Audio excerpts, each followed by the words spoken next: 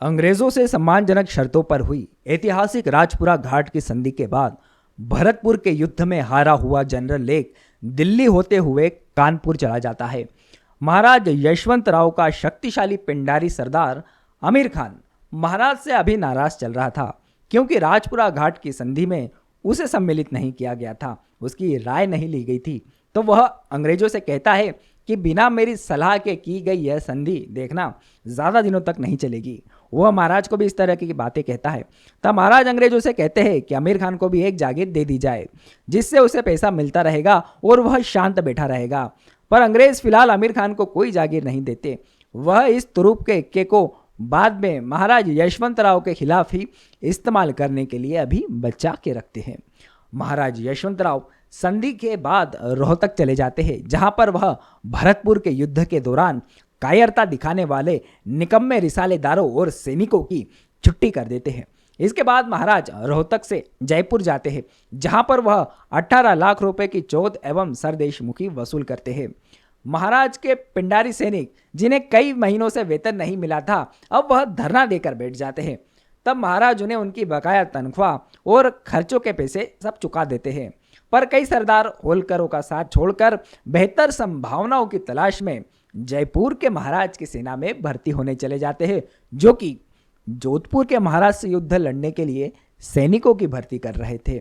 यह युद्ध राजकुमारी कृष्णा कुमारी के विवाह पर उत्पन्न हुए विवाद के कारण हो रहा था, जिसमें उदयपुर, जयपुर, जोधपुर के साथ सिंधिया, होलकर और आमिर खान जैसी शक्तियां अपना फायदा नुकसान देखकर सम्मिलित होने वाली थी।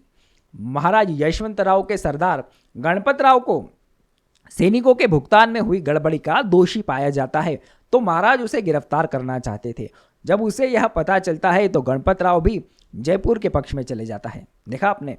अब जैसा कि हमने पुराने वीडियो में जाना था कि अंग्रेजों से होने वाले युद्ध के पहले महाराज यशवंतराव का परिवार जोधपुर के महाराज की सुरक्षा में चला गया था, तो महाराज यशवंतराव का जोधपुर का पक्ष लेना स्वाभाविक था।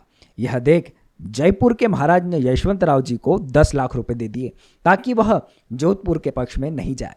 अब महाराज को भी अंग्रेजों से युद्ध के लिए पैसों की जरूरत तो थी ही, अतः वह अपने परिवार को जोधपुर से वापस बुला लेते हैं और राजपुताना में होने वाले इस महासंग्राम से स्वयं को तटस्थ कर लेते हैं।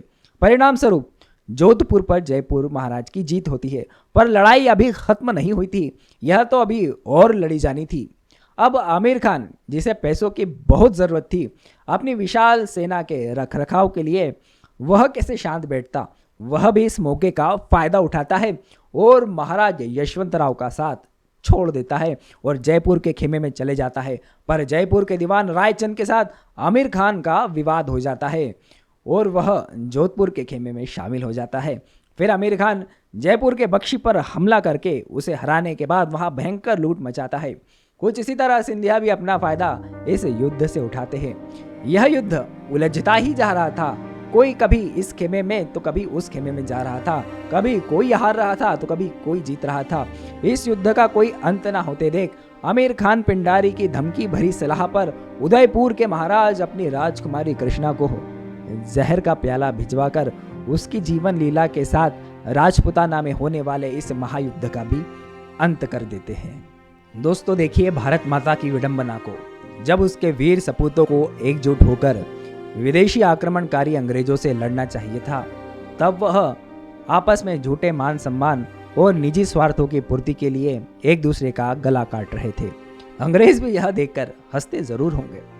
राजपुताना में शांति ना बनाए रख पाना सिंधियाओं और होलकरों की असफलता ही कही जाएगी, जिसका फायदा अंग्रेजों को होना ही था और मराठों के पतन को रोक पाना अब असंभव ही हो गया था। महाराज यशवंतराव के बहुतेरे सरदार लगातार उन्हें छोड़ रहे थे या उनके साथ होने का दिखावा मात्र कर रहे थे, पर फिर भी महाराज को पता नहीं कहां से इतनी शक्ति और आत्मविश्वास मिल रहा था कि वह अब भी अंग्रेजों को भारत से बाहर भगा सकते थे। वह पुनः सभी राजाओं महाराजाओं को पत्र लिख रहे थे, खासकर नागपुर के भोसले महाराज को, क्योंकि उनके साथ मिलकर ही अंग्रेजों के गढ़ कलकत्ता पर हमला किया जा सकता था, जो कि फिलहाल संभव नहीं दिख रहा था। महाराज अपनी राजधानी महेश्वर से भानपुरा ले जाते हैं। यहाँ पर नावली में उन्होंने तोप और बंदूकें बनाने का एक बहुत बड़ा कारखाना स्थापित किया, जहाँ दिन रात तोपें ढाली जाने लगी। महाराज अपने लक्ष्य की प्राप्ति में इतने समर्पित थे कि कभी वह खुद ही पिघला हुआ लोहा तोप के साजों में उंडेलने लगते थे। हिंगलाजगढ़ और चंबल के बीहड़ों में युद्ध अभ्यास किया जाता था। पर दोस्तों, मानव शरीर की अपनी सीमाएं होती है। अत्यधिक तनाव और दबाव को महाराज का इंसानी शरीर बर्दाश्त नहीं कर पा रहा था। इस कारण उनके सिर में असहनीय दर्द रहने लगा। यह दर्द क्या कम था कि 22 फरवरी सन 1807 में महाराज यशवंतराव के भतीजे खंडेराव की मृत्यु हैजा यानी कॉलरा से हो जाती है। पर दोस्तों, इस उथल पुथल में भी महाराज यशवंत अपने परमार्थिक क्रियाकलापों को जारी रखते हैं। यह बात उन पर मां अहिल्या के प्रभाव को दर्शाती है। वह महेश्वर में भारमल दादा होलकर की निगरानी में अहिल्याबाई और अपने भाई विठोजी की भव्य छतरी का निर्माण कार्य जारी रखते हैं। भगवान की कृपा से सन 1808 में महाराज यशवंतराव को केसरबाई उर्फ कृष्णाबाई साहब से एक पुत्र रत्न की प्राप्ति होती है, जिसका नाम मल्हार रखा जाता है। इसी समय महाराज के बड़े भाई और पूर्व सूबेदार काशीराव होलकर जी की मृत्यु हो जाती है। कुछ अंग्रेजी इतिहासकारों ने यह बात फैलाई कि खंडेराव और काशीराव की मृत्यु के पीछे महाराज यशवंत का हाथ था, पर इस बात में कोई सच्चाई नहीं दिखती। यह महाराज को बदनाम करने का एक प्रोपेगेंडा मात्र ही प्रतीत होता है। महाराज के जीवन में सुकून और खुशी का पल तब एक और बार आता है जब उनकी भाला फेंकने में माहिर पुत्री भीमाबाई होलकर का विवाह इंदौर के सरदार गोविंदराव बोड़े उर्फ बोलिया सरकार के साथ होता है। इसी दौरान सन 1810 में महाराज यशवंतराव को अपने बीच में मौजूद दो गद्दारों धर्म कुंवर और शोभाराम का पता चलता है, जिन्हें अपराध सिद्ध होने पर मृत्यु दंड दिया जाता है। महाराज का स्वास्थ्य लगातार गिरता जा रहा था। वह मेवाड़ पहुंच भगवान एकलिंग के दर्शन करते हैं, जहां आमिर खान पिंडारी से भी उनकी मुलाकात होती है। कुछ महीने महाराज वहीं डेरा डालते हैं। अब महाराज की सुंदर एवं बुद्धिमान रानी तुलसाबाई राज्य के मामलों को अच्छी तरह से संभालने लगी थी। बेटा मल्हार और बेटी भीमाबाई महाराज के लिए आशा की किरण थे, पर महाराज असहनीय सिर दर्द के कारण बहुत गुस्सैल और चिड़चिड़े हो गए थे। भगवान मार्तंड के समान चमकने वाले उनके ललाट की आभा ढल गई थी। शरीर दुर्बल हो गया था। इस समय महाराज की मनस्थिति क्या रहती होगी? एक ऐसा योद्धा, एक ऐसा राजा जिसने अपना आधे से ज्यादा जीवन घोड़े की जीन पर ही बिता दिया हो, जिसके बारे में यह मशहूर हो कि वह घोड़े की पीठ पर रोटी बेलकर अपने भाले की नोक पे लगाकर उसे सेक कर खाता था। ऐसा योद्धा अपने शरीर का साथ न दे पाने के कारण बिस्तर पर पड़ा हुआ है। उसके सामने अपनी जिंदगी का एक चित्र उभरता होगा। कभी उसके सामने अपने पिता सूबेदार तुकोजीराव होलकर का चेहरा आता होगा और वह सोचते होंगे कि आखिर उन्होंने क्या सोच के काशीराव को मल्हार दादा से ज्यादा योग्य समझा। कभी सोचते होंगे कि काश आज मल्हार दादा और विठोजी दादा मेरे साथ होते। कभी उनके दिमाग में अपने भाई विठोजी की निर्मम हत्या का दृश्य सामने आता होगा। वह सोचते होंगे काश ऐसा नहीं हुआ होता। यदि पेशवा हमारी बात मान लेते तो पुणे का युद्ध भी नहीं होता। काश मैं और दौलतराव सिंधिया और नागपुर कर भोसले महाराज आज इकट्ठा होते।